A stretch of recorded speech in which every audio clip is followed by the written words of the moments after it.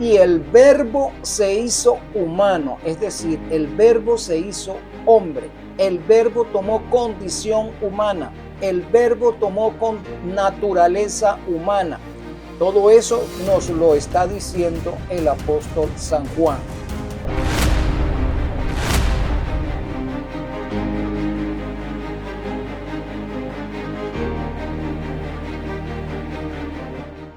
Bienvenidos, mis amados, nuevamente a nuestro programa Reflexiones Espirituales. Vamos hoy a abrir las Sagradas Escrituras para contemplarla, para aprender, para ser instruidos, para crecer en el Espíritu. Y así seremos capacitados para toda buena obra, empezando capacitados para poder transmitir la información salvífica a otros y también capacitados para nosotros mismos ir creciendo progresivamente. Te invito a cerrar tus ojos a fin de pedir la unción del Espíritu Santo sobre nosotros. ¿A quién se lo vamos a pedir? Al Espíritu Santo, que es el que lo da. Él, como Dios, tiene esa facultad de darnos de su unción, de darnos de su poder, de darnos de su verdad, de darnos de su discernimiento. Él es el agente designado para esa labor en función de nosotros. Así que vamos a pedir la presencia del Espíritu Santo. Bendito Consolador, Señor, te invito a que tomes el control en este momento de este estudio de nuestras mentes. Reprende al enemigo en todo lugar, reprende al enemigo en esta hora también. Gracias por escucharnos y respondernos. En el nombre de Jesús, nuestro Salvador, quien te dejó aquí en la tierra para que hicieses esa labor, te lo rogamos. Gracias, Señor Jesús. Tú eres nuestro Dios y Salvador. Tú eres el Verbo. Gloria a ti y en tu nombre rogamos esto. Amén. Bien, amados, quiero reflexionar con vosotros acerca de la herejía de Cerinto. ¿Quién era Cerinto? Cerinto era un elemento que apareció por allá por la segunda mitad del segundo siglo. Tempranamente en la era cristiana apareció este tal Cerinto. Cerinto contaminó a la iglesia cristiana primitiva con una doctrina que ha llegado a nuestros días. Vamos a ver qué era lo que exponía Cerinto desde el segundo siglo. Cerinto decía que Jesús era un hombre común. ¿Qué decía Cerinto? Que Jesús era un hombre común, que en él no había ninguna virtud divina, sino que era un hombre común. Si Jesús era un hombre común, entonces tenemos que aceptar el hecho que Jesús biológicamente proviene de nosotros, proviene por voluntad humana. Si Jesús era, en todo el sentido de la palabra, un hombre común. Pero vamos a ver qué otras cosas podemos aprender de este tal Cerinto. Bueno, Cerinto decía que Jesús era un hombre común y además que era un espíritu superior que descendió sobre Jesús en el bautismo de Juan, siendo abandonado por el Cristo divino en la crucifixión. Vamos a tratar de analizar este caso. Cerinto decía, como les dije hace un momento, que era un hombre común, como tú y como yo, un ser humano sin mayor virtud. Es decir, Cerinto estaba pasando por alto al apóstol Juan cuando él dice en el Evangelio, en el primer capítulo, nos dice que en el principio era el Verbo y que el Verbo es Dios. Y además estaba con Dios. Interesante. El Verbo era Dios, estaba con Dios. Dos cosas diferentes. Si es Dios, ¿cómo es que estaba? Eso significa que en esta deidad hebrea a la cual nosotros adoramos hay más de una persona. porque es Dios y estaba con Dios. ¿Quién era esa otra persona que estaba allí? Recordando que en Génesis 1:1 nos dice que en el principio Elohim creaba los cielos y la tierra. Elohim, como todos sabemos, es un plural, y como plural nos está indicando que hay más de una persona que conforman a ese Dios. De manera que Juan está diciendo también, en el principio era el verbo era con Dios y el verbo era Dios. Así que Juan está confirmando al profeta Moisés en este sentido. Hay más de una persona que conforman a este Dios de los hebreos. De manera que Jesús, el hombre, basándonos en lo que dice el apóstol San Juan, no era un hombre común. Este hombre era Dios y el verbo se hizo humano, es decir, el verbo se hizo hombre, el verbo tomó condición humana, el verbo tomó con naturaleza humana. Todo eso nos lo está diciendo el apóstol San Juan. Dios encarnado, es decir, era el verbo que había tomado condición humana. Nos sigue diciendo que era un espíritu superior. Esto me llama mucho la atención cuando algunos de nuestros hermanos dicen que el Espíritu Santo es el Espíritu de Cristo, es decir, que el Espíritu Santo es la persona desencarnada de Cristo que habita en nosotros desde el primer siglo, o desde que Cristo ascendió al cielo. Entonces Cristo se desencarna, se divide como que si fuesen dos personas, y eso era lo que pensaba Cerinto, y ya lo vamos a explicar, que Cristo eran dos personas.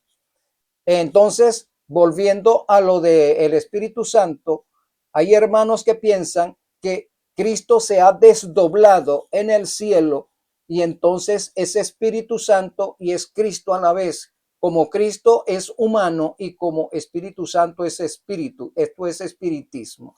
Entonces, como espíritu, Él ha regresado a la tierra para convencernos de justicia, de juicio y de pecado. Mira lo que dice esta doctrina de Cerinto. Cristo era que era un espíritu superior que descendió sobre el hombre común llamado Jesús. Entonces viene el espíritu superior, que es un ente pensante, un ente con conciencia, un ente diferente, y se posesiona del hombre común, que es Jesús, que ya ha pasado más de 30 años aquí en la tierra, y en su bautismo se posesiona de él.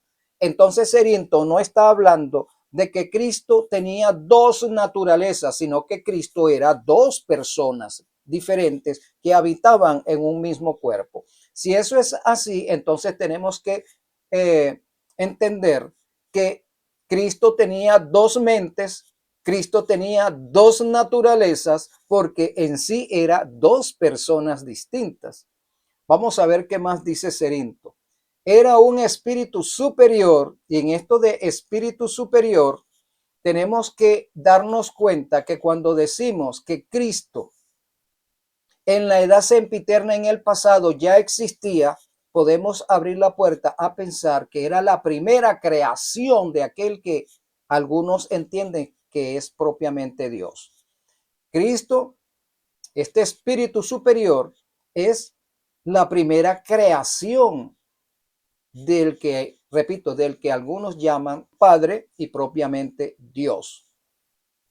Muy bien, era un espíritu superior que descendió sobre Jesús en el bautismo de Juan, el cual abandonó a Jesús en el momento de la crucifixión. Interesante. Entonces, repito,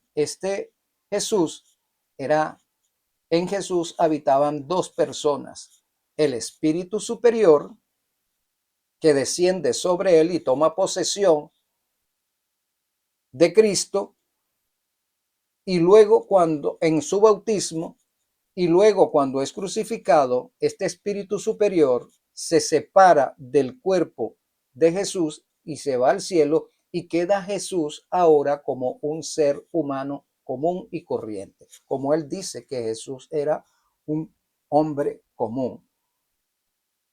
¿Cómo podemos apreciar esta corriente desvirtuada de las naturalezas de Cristo? Sí, porque Cerinto está diciendo que en un mismo cuerpo habitan dos personas. Entonces, esas dos personas tienen cada uno su propia conciencia y cada uno su propia mente. Es decir, cada uno va a tomar sus propias decisiones o podría tomar sus propias decisiones sin tomar en cuenta al otro, lo que significaría que el espíritu superior, al tomar posesión del cuerpo de el Jesús terrenal, del hombre común, anula la mente y la conciencia de Jesús. Toma posesión de eso, de todo. Cuando Jesús muere en la cruz, el espíritu superior se separa del cuerpo del hombre común y se va y lo deja allí. Entonces, a partir de allí es cuando comenzaría nuevamente a actuar la persona, la mente y la conciencia del hombre común. Espero, amados, que este rompecabezas o este trabalengua, esta confusión babilónica respecto que está proponiendo Cerinto, ustedes lo estén entendiendo.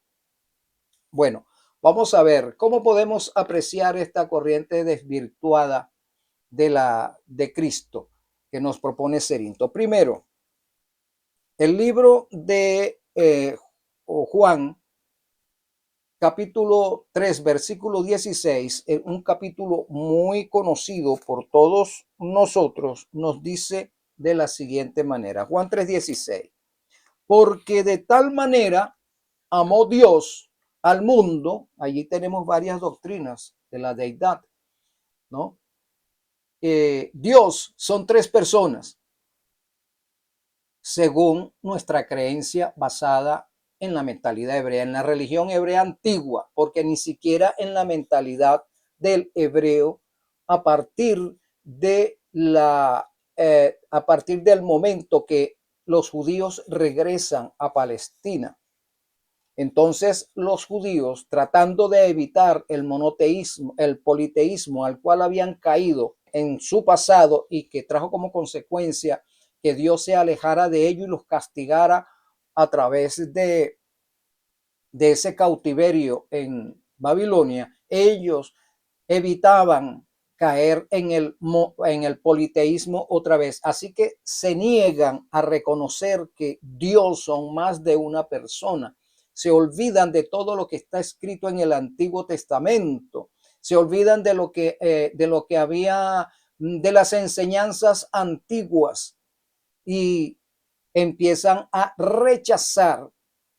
Aunque decían que amaban a Jehová, rechazaron la verdad que encierra a este Dios que ellos decían adorar. Repito, Jehová era tres personas. En Jehová había más de una persona, porque Jehová es Elohim. Bien, entonces, porque de tal manera amó Dios, es decir, estas tres personas que conforman a la deidad amaron tanto y han amado tanto a la humanidad que enviaron a el Verbo, porque de tal manera amó Dios al mundo que envió a su Hijo, el Verbo. A partir de ese momento que el Verbo toma una condición humana, es que empieza a llamarse Hijo y será llamado Hijo de Dios. Anteriormente a eso, o antes de ese acontecimiento, no existía un tal Hijo. No, es Hijo a partir de la encarnación. El Verbo se hace humano y el Verbo entonces a partir de ese momento se llama Hijo, o toma el título de hijo, y va a cumplir una función en esta tierra como tal, como hijo. ¿De quién? De Dios, de las tres personas que conforman a ese Dios, que ha dado a su unigénito. Unigénito no significa único solamente, como algunos traducen, que ha dado a su único hijo, no amado, que ha dado al unigénito hijo. Unigénito significa único en su clase y género. No hay dos como él, no hay dos como el Verbo encarnado. ¿Por qué? Porque el Verbo está tomando otra naturaleza, una naturaleza adicional a sí mismo, y se fusiona con una naturaleza humana, se fusiona. Ahora hay dos naturalezas, no dos personas, no dos mentes, no dos conciencias. Es una persona que es el Verbo, se reviste de humanidad, se reviste de piel, se reviste de carne y hueso, pero sigue siendo la misma persona. ¿Cuál persona? Dios. ¿Cuál persona? El Verbo. Entonces, en esta fusión de el Verbo con una naturaleza humana, sigue existiendo una misma conciencia, una misma mente, un mismo ser, solamente que se ha revestido de humanidad. Por eso es que Cristo es monogenes, unigénito, único en su clase y género. No existen dos como él en todo el universo, que sea Dios y humano a la vez, o que en alguna ocasión, siendo Dios, se haya revestido de humanidad. No, no existen dos como él en ningún aspecto. Por eso es que Cristo es monogenes. Cerinto pasa por alto esta situación, esta teología. Él inventa una teología pasando por encima de la teología de Juan el teólogo. Y aquel Verbo fue hecho carne. Eso nos lo dice Juan en el primer capítulo, el versículo 14. Y habitó entre nosotros y vimos su gloria, gloria como la del unigénito del Padre, lleno de gracia y de verdad. Del unigénito, ¿verdad? Ya explicamos lo que significa unigénito, pero aquí dice el unigénito del Padre. ¿Quién es su Padre? Mateo no está diciendo que será llamado hijo de uno de ellos. No. Él está diciendo que el Padre es Dios. El Padre aquí es Dios. Vamos a ver lo que nos dice el libro de los Evangelios. El nacimiento de Jesucristo fue así, del capítulo 1, versículo 18 en adelante. Estando desposada María, su madre, con José, antes que se juntasen, halló que había concebido del Espíritu Santo. Entonces, esta naturaleza humana que va a adquirir el Verbo es una creación del Espíritu Santo, es engendrado del Espíritu Santo. Ella concibió de la obra del Espíritu Santo.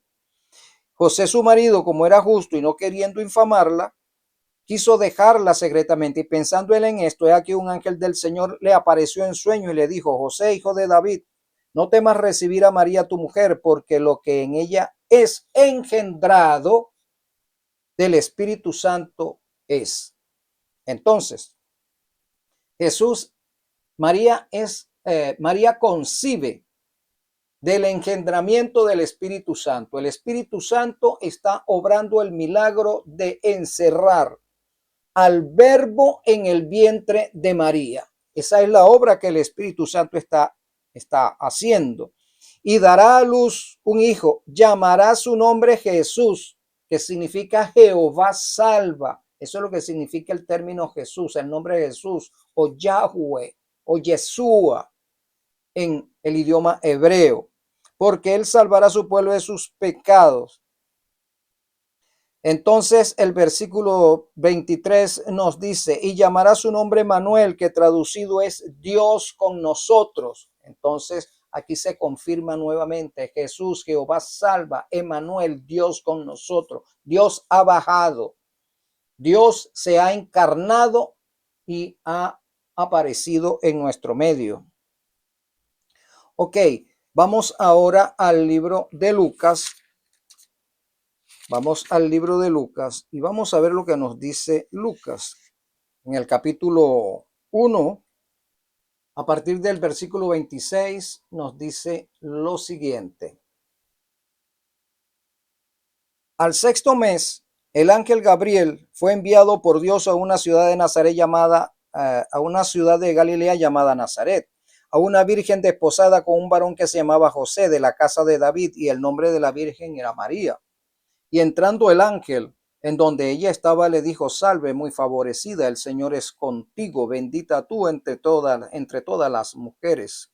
El versículo 31 nos dice: y ahora concebirás en tu vientre y darás a luz un hijo, y llamarás su nombre Jesús. Este será grande y será llamado Hijo del Altísimo. ¿Qué nos dice el versículo 32? Este niño que tú vas a dar a luz será llamado Hijo del Altísimo, es decir, será llamado Hijo de Dios. Será llamado, no es que es el Hijo de Dios, no, será llamado Hijo de Dios, será conocido de esa manera. Y el Señor Dios le dará el trono de David, su padre. Entonces, encontramos acá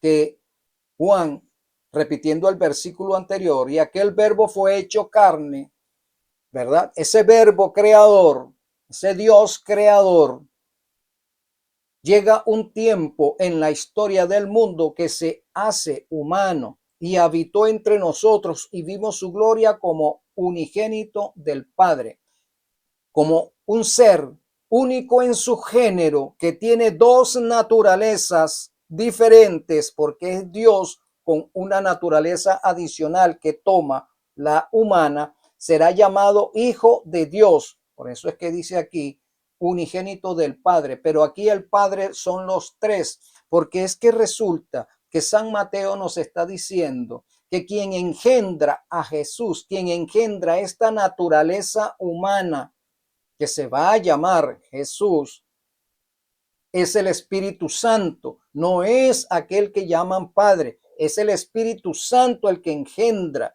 y el que engendra es verdaderamente Padre, es su Padre. De manera que ahora tenemos a dos padres, el Espíritu Santo, que es el que engendra, y el otro, la otra persona a quien Jesús le dice que es Padre también. Pero es que el libro de Isaías nos menciona que Cristo es Padre eterno, lo que quiere decir, amado, que el término Padre se le aplica a las tres personas de la deidad. Los tres son el Padre. Tenemos que entender esto a la luz bíblica de lo que nos dicen todos los profetas bíblicos al respecto, no encerrarnos en una sola idea sin ver todo el panorama completo. Jesús es Padre, porque Isaías lo dice: Padre eterno, Dios fuerte. Sí. Y Mateo nos dice que es engendrado del Espíritu Santo.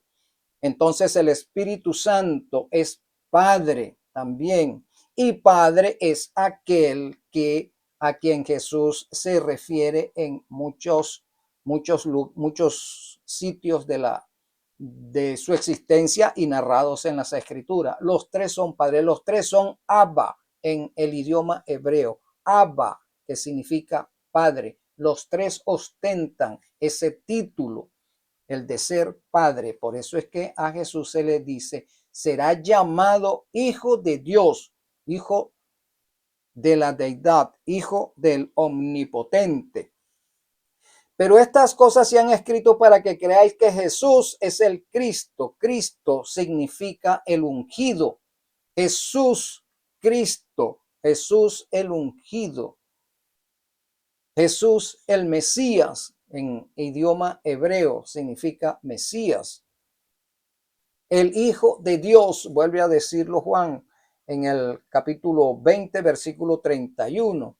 Hijo de Dios, hijo de la deidad. La deidad son tres personas, es hijo de esas tres personas. ¿Qué es lo que es hijo? Una naturaleza humana. Eso es lo que es hijo de Dios.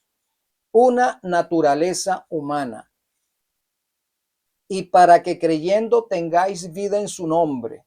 En primera de Juan 2:22, ¿quién es el mentiroso sino el que niega que Jesús es el Cristo? Este es anticristo que niega al Padre y niega al Hijo, que niega esta condición doctrinaria, que rechaza a uno. Cuando tú dices que Jesús no es Dios propiamente dicho en todo el sentido del concepto y de la palabra, eres un anticristo. Así te está catalogando San Juan. Cuando decimos, como dijo Cerinto, que Jesús era un hombre común y corriente y que fue poseído por un espíritu superior en el momento de su bautismo, pero que lo abandona en el momento de la muerte, tú eres un anticristo. Cuando decimos que el Espíritu Santo es la parte divina de Cristo desdoblado, entonces también eres un espiritista, eres un herético, porque estás diciendo que, mejor dicho, estás negando que este ser que conocemos como Cristo, como Jesús, en su pasado sempiterno era Dios, era el Verbo que llegado el momento ha encarnado para introducirse dentro de nosotros. Dios mismo en un cuerpo humano, habiendo tomado una naturaleza humana. Cuando hablamos de un cuerpo humano nos estamos refiriendo a naturaleza, una naturaleza humana. No son dos personas, repito, no son dos mentes, no son dos conciencias, es una sola conciencia. Es decir, Cristo tenía la conciencia de ser Dios, Él lo sabía. ¿Qué texto bíblico podemos utilizar para confirmar eso? Jesús dijo a los 12 años, en las cosas de mi Padre me conviene estar. Él tenía la conciencia ya a los 12 años de saber que era Dios, que era hijo de Dios, que había sido llamado hijo de Dios. Entonces, él tenía la conciencia, ya a corta edad, ya tenía conciencia de saber quién era. Entonces, Dios en un cuerpo humano tenía conciencia de saber quién era a la corta edad. Muy bien. Y San Juan escribe en su primera carta lo siguiente, del versículo 1 al 4. Nos dice así: lo que era desde el principio, lo que hemos oído, lo que hemos visto con nuestros ojos, lo que hemos contemplado y palparon nuestras manos, tocante al Verbo. Fíjate que Juan no comienza su primera carta diciendo tocante a Cristo, tocante a Jesús. No, él comienza diciendo tocante al Verbo, o sea, tocante al Dios creador que luego se va a hacer humano. Él comienza eso en su primera carta, deja establecido eso, así como lo dejó establecido en su evangelio. Él comienza hablando es del Verbo, no comienza hablando de Cristo. Comienza hablando del Verbo, comienza hablando de Dios mismo. Lo que hemos contemplado y palparon nuestras manos tocante al Verbo de la vida, porque la vida fue manifestada y la hemos visto y testificamos y os anunciamos la vida eterna, la cual estaba con el Padre y se nos manifestó, ¿verdad? Entonces, este Verbo de la vida que ha encarnado, que nosotros tocamos, palpamos, caminamos con Él, comimos a su lado, temimos a su lado, y toda esa experiencia que hemos pasado respecto a este ser que conocimos como Jesús, Él es Dios. Eternamente, en el pasado lo fue y sigue siendo Dios. Podemos decir, ese lapso de tiempo que estuvimos con Él aquí en la tierra fue un lapso de tiempo, un lapso en el cual Él vino a cumplir una misión, vino a cumplir una función, y lo conocimos y lo tocamos. Nos mostró el amor de la deidad, nos mostró su amor sempiterno como Dios, lo manifestó en una condición humana, en una naturaleza humana. Eso es lo que nos dice Juan. En esto conoced el Espíritu de Dios. Dios, las tres personas de la deidad. Todo espíritu que confiesa que Jesucristo ha venido en carne, es decir, que Jesucristo no es una apariencia, sino que Jesucristo tiene una naturaleza humana como nosotros, parecida a la de nosotros. Nos está diciendo todo espíritu que confiesa que Jesucristo es humano 100%, es de Dios. Y todo espíritu que no confiesa que Jesucristo no es humano verdaderamente, es lo que nos dice, y todo espíritu que no confiesa que Jesucristo ha venido en carne, ¿verdad? Entonces tenemos que interpretar eso. Todo espíritu, toda doctrina que dice que Cristo no es 100% humano, que el verbo no se hizo humano al 100%, ahí es donde tiene que ir nuestra mente primero. Nuestra mente debe buscar primero al verbo, el verbo se hace humano. Esa naturaleza humana del verbo ahora se va a llamar Jesucristo. Será llamado Hijo de Dios, esa naturaleza. Y todo espíritu que no confiesa que Jesucristo ha venido en carne, es decir, que Jesucristo tiene una naturaleza humana 100%, no es de Dios, y este espíritu del anticristo, cuando negamos eso, entonces somos un anticristo, el cual vosotros habéis oído que viene y ahora ya está en el mundo. Es decir, San Juan está diciendo, estas doctrinas no es que van a venir en el futuro, ya está en nuestro medio esta doctrina que niega que Jesucristo tenía un cuerpo humano al 100%. Otros dicen, los docetistas decían que Cristo lo que tenía era una apariencia humana, pero que no era humano. Ese era un anticristo. Los docetistas y los serentiaristas también eran anticristo, por lo que hemos explicado. Todo aquel que confiese que Jesús es el Hijo de Dios, permanece en él y él en Dios. Jesús, Hijo de Dios, Hijo de la deidad, tiene el título Hijo de Dios. Es hijo de sí mismo porque el verbo es Dios. Entonces, cuando toma condición humana, es conocido como Hijo de Dios. El verbo es conocido como Hijo de Dios cuando toma una naturaleza humana. Es lo que nos está diciendo. Entonces lo reconocemos. Sí, Dios se hizo humano, lo reconocemos. Y en nuestro medio se llama Jesús, Yeshua. En nuestro medio se llama el Cristo. En nuestro medio, pero lo vemos en forma humana, pero lo reconocemos como Dios mismo, como Dios encarnado. Todo aquel que cree que Jesús es el Cristo es nacido de Dios, y todo aquel que ama al que engendró. Entonces, Jesucristo es el engendrado del Espíritu Santo. Entonces, si amamos a este ser monogenés que está en nuestro medio, que estuvo en nuestro medio, ¿verdad? Fue engendrado del Espíritu. Si lo amamos a él, entonces también tenemos que amar al Espíritu Santo, que es quien lo engendra. También al que ha sido engendrado por él. Repito el texto. Todo aquel que cree que Jesús es el Cristo es nacido de Dios, y todo aquel que ama al que engendró, ¿verdad? Ama también al que ha sido engendrado por él. ¿Quién engendró? El Espíritu Santo engendró. ¿Es el Espíritu Santo Dios? Sí. ¿A quién engendró? A Jesús, a la naturaleza humana del verbo. ¿Es el verbo Dios? Sí. ¿Es la naturaleza humana del verbo parte de la naturaleza ahora del verbo? Sí. Entonces, el verbo toma una naturaleza humana, se fusiona con ella.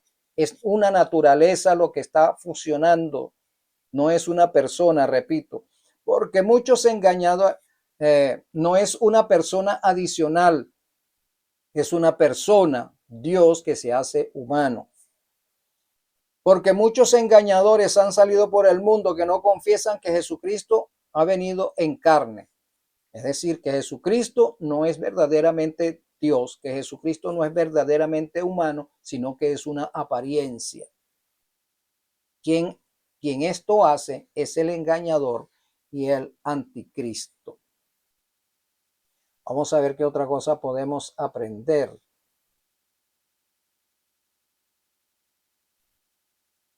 Esto es lo que podemos aprender respecto a